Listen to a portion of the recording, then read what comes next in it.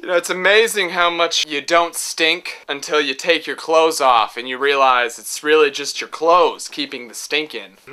Stinking. La la la! What's going on in Africa? I don't know, and I don't believe the media, so I decided to write a person there myself. I started a pen palship with a guy named Eric. Eric, of course, is not his real name. His real name is a series of chirpings and clickings and hoobity-boobity bops. But I changed it to Eric, and he seemed to be okay with that. I wrote Eric, sup? I'm just trying to connect with someone out there. Here's a nickel. What's going on? Eric writes back, thanks for the nickel. I was able to buy school supplies and a hot meal. I wrote back, great to hear that, Eric. I gotta start gearing up for school too. I want to get a new computer and a trapper keeper, but my mom says I have to mow the lawn to do that.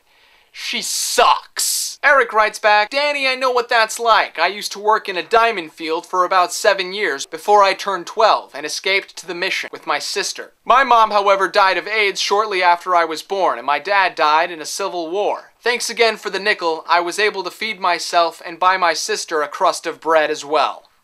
Eric. I write back, Eric, diamond mining sounds awesome. Glad to hear that you don't have any parents. Man, you really dodged a bullet there. I love bread too. I especially like it when it comes in the little baskets with cloth folded over it, and then you open the basket and you see that little bit of steam come up, and it's all crunchy on the outside and it's real gooey on the inside. Bread's awesome. My mom was worried we weren't going to be able to relate on it. P.S. She's talking about making me clean the pool.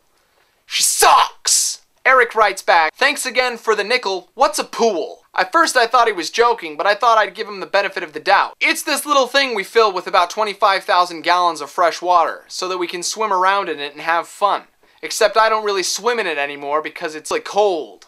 Even though we leave the heater on for several days at a time, it's still just too cold for me. Anyway, here's another nickel. After that letter, I didn't receive any more letters from Eric. I continue to send the orphanage a nickel though every week.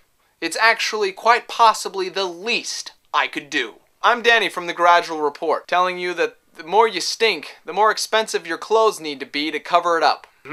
Stinking. Have a great weekend. Take a look at my monkey.